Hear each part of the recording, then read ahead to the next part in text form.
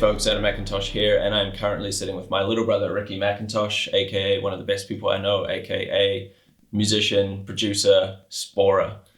His debut album was released in September 2019, and you can find it now on iTunes, Spotify, and YouTube. So it's really easy to go find. Go and check that out. Fun fact about that album, I actually worked on the album art. And another fun fact, the tune that you just heard in the intro there is something that Ricky's currently working on. Whether that develops and ends up on a future album, you'll have to see in the future. So yeah, go and check that out. We are currently sitting in Ricky's studio in Beijing, China, and I'm gonna ask him a few questions. How you doing, man? Good, bro. How are you? Doing all good, bro. Nice. But yeah, the other cool thing is like a lot of these questions I actually don't know the answer to either. So yeah, and I just wanted to do this, shine a bit of a spotlight on somebody who I think deserves more eyes and ears. Something I want to do more and more with this channel, and yeah, the little bro here definitely deserves it. So let's get into it, man. So basically, like for a quick little bit of a history, we grew up together to a certain point. I think till I was about a mid-teenager, and Ricky here's like a couple of years younger than I am, and then he moved to Australia with my father. I stayed in New Zealand, and I don't ever remember us really like talking about music at all. Like I was already kind of starting to obsess with music at that point. I would go as far as to say that I would have guessed that you didn't have an interest in music at all. So what I want to ask is like, well, is that true? And then also, was there a change like when you moved to Australia, and what was that change, and how did you get started basically? How did you get into music from there? Yeah, that's cool. But actually it's kind of weird because you, especially you, introduced me to so much music, and I guess I was quietly listening along. And I also saw you guys when I was young. I used to look up to you guys heaps. I saw you guys playing bass, playing guitar, all that kind of shit. And I wanted to play, but we couldn't afford them. I wasn't going to get one anytime soon, so I would just watch you guys play, and I was, sort of interested in that. And as I got to Australia, I got a little bit older, and fortunately enough, I met my best friend, Shwusu, who's another producer, and he sort of just, I admired him because of his musical talent, and I just watched him, like, all I did was watch him for ages, just like I watched you guys. And I asked him, can you show me a few bits and pieces? And he helped me with guitar, he helped me with a lot of like production stuff as well. But yeah, he gave me a first kick in the ass to like get started. And I actually started making like hip hop and stuff when I was young, a lot of like trip hop, hip hop. And that was cool, like a lot of sampling and stuff like that. And I still kind of enjoy that, but I find it I wouldn't say easy, but it's like less involved and you have to put less work in. So right, yeah.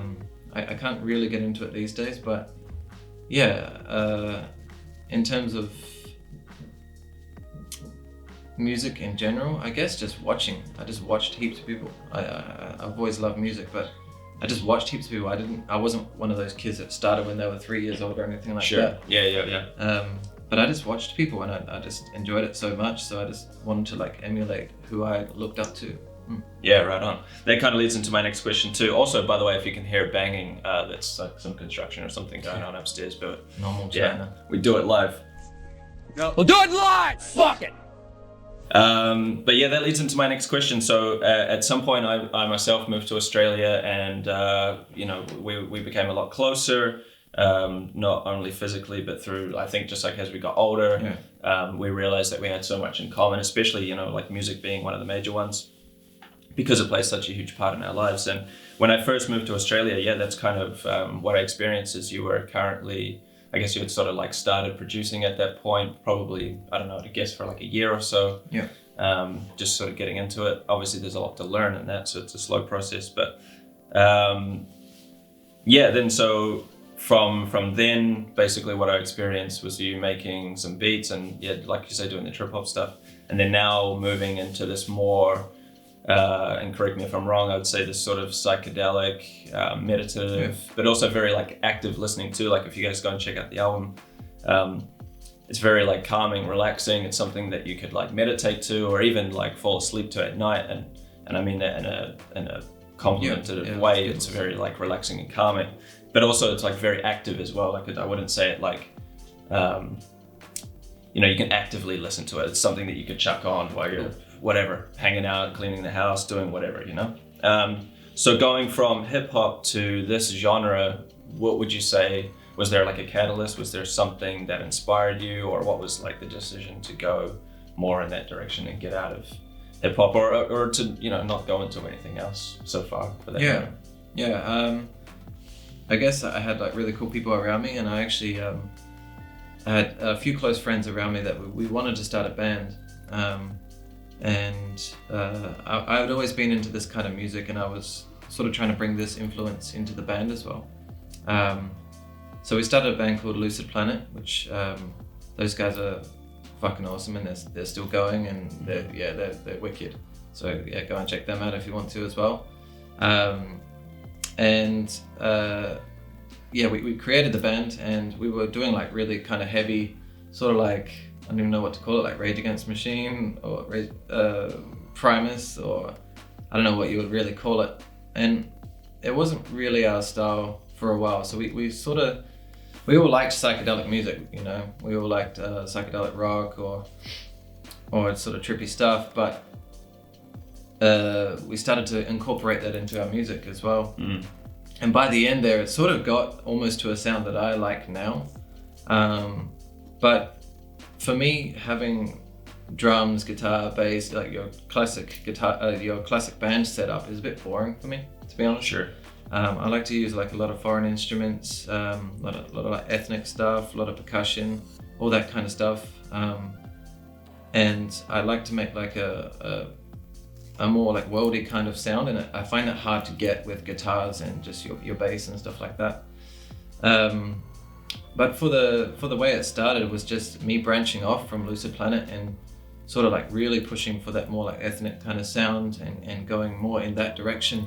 And while I was with that band, I was still making this kind of music, but not really putting like 100% into it, because I was doing the band stuff, and I would just make this sort of stuff. And even we used a few like of my tracks for the intro tracks for Lucid Planet. But I was never putting 100% into it. And I sort of made like 3 or 4 songs that I liked, and I was like, man, I could actually make an album out of this. And then 6 years later it came out, but you know, it is what it is. But yeah, I guess just being in the band with like the Lucid Planet boys, and always been interested in like psychedelic or meditative music. Yeah, for sure. Nice. Yeah, so that, I mean, that seems like a fairly natural progression too, I think. Like that's kind of where my brain was. I think we grew up a lot with like more heavier music and stuff like that. Yeah. And that's where we started out.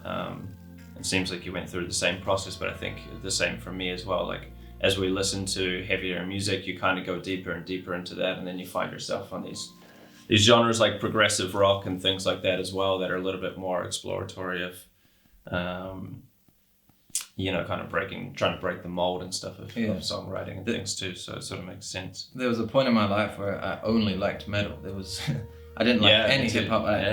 I was angered by anything else, man. Any pop music, any hip hop, anything. I hated everything else, but I only liked like heavy rock or metal. And it's so weird to think back now. I was like, man, I was really like that. So yeah, I know I can enjoy all different kinds of stuff now. So yeah, it's a strange progression, but it's there. Yeah, right on. So from Australia to China, how long is it now that you've been in China? 4 years, 5 years? 5, coming up 5, yeah. Yeah, so 5 years in China. How do you feel like that has affected your songwriting, and if it has affected at all? I mean, obviously this country's rich with history, culture. There has its own set of instruments that aren't always too familiar to the Western world and those kind of things, and where we're from. So do you feel like that's affected your songwriting, and if so, then how so? Yeah, I think I only just really thought about that as I released the album. I'm like, oh man, yeah, I've done 80% of the album here, and definitely in that album sound you can hear a bit of Chinese influence. Here, whether you like it or not, you're gonna hear some like traditional music. It's still a pretty traditional country, and you're gonna hear a lot of like traditional instruments. People are gonna show you stuff if they know that you're interested in it and stuff. Right. And I guess the main thing that affected the songwriting was probably like the amount of time I have on my hands. Like, Sure. I've got so much time to work with here. Fortunately, my job is pretty cool. So I guess just like putting in having more time to work on the tracks instead of just like making them and then having to go to my 9 to 5 or whatever and not putting 100% into it. Right on. Yeah, I would say just time mainly, but also like just traveling around China as well, you get that sort of vibe anyway. You sort of get that feeling of, I don't know what to call the feeling, but it's, you know, you get that more traditional sort of feeling inside you. Yeah, it's inspiring, I think, and yeah, without a doubt, I think that those, you know, I would say it's like quite an extreme environment here. So I think that, you know, that's, whether you like it or not, it's going to have an impact on. It's totally different to where like we came from. So yeah, it's interesting to take what I can from here as well and try to put it into my music too. For sure.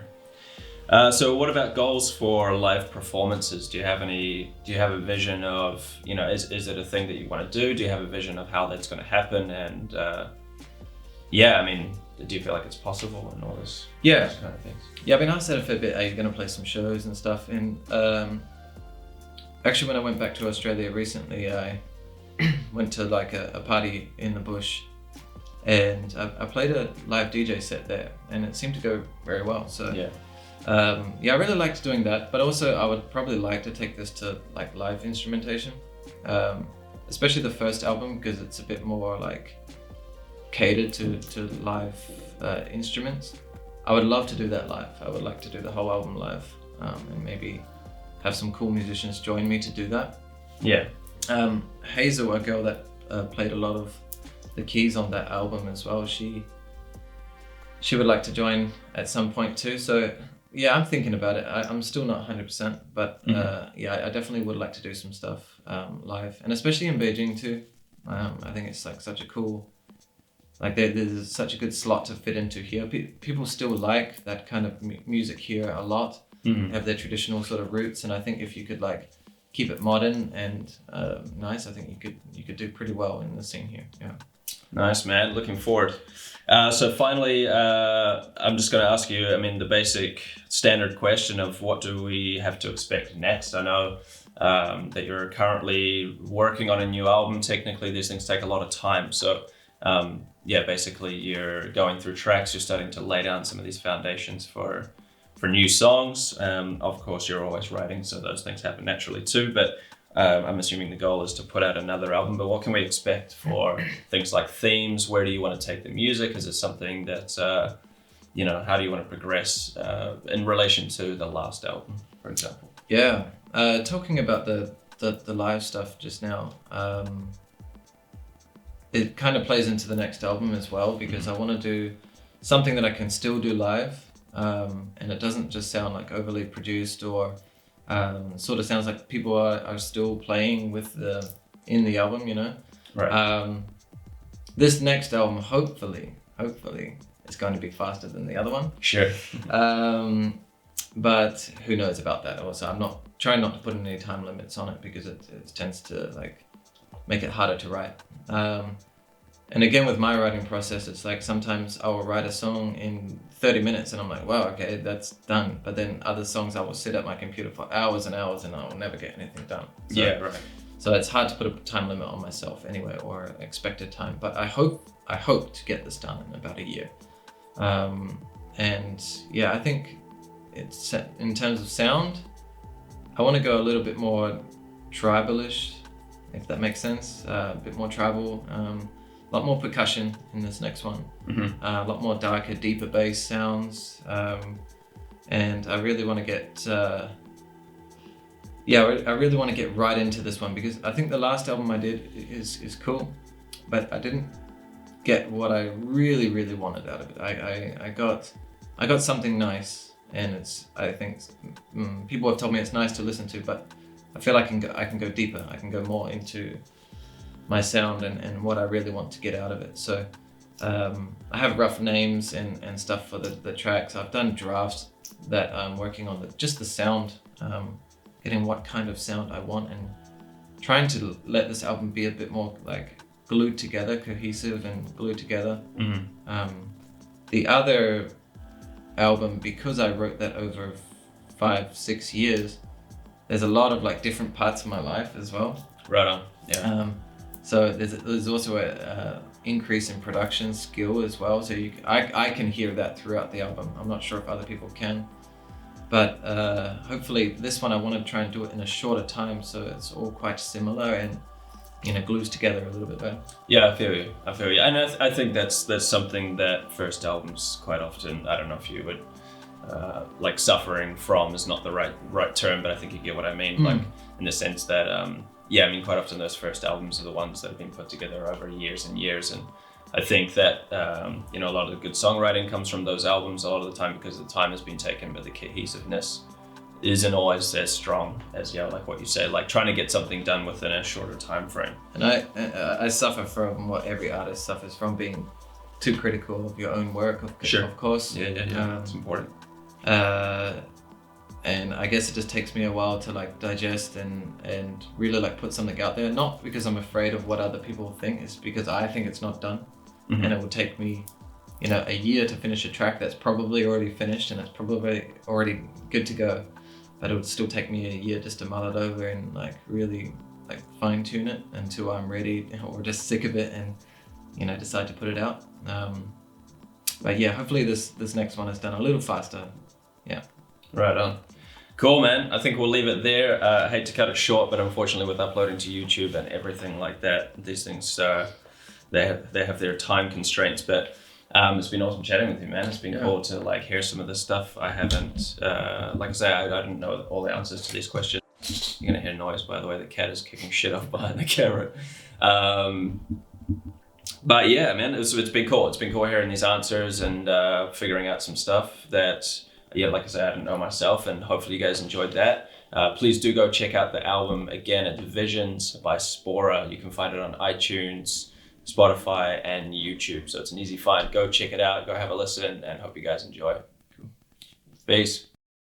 Good luck. Easy.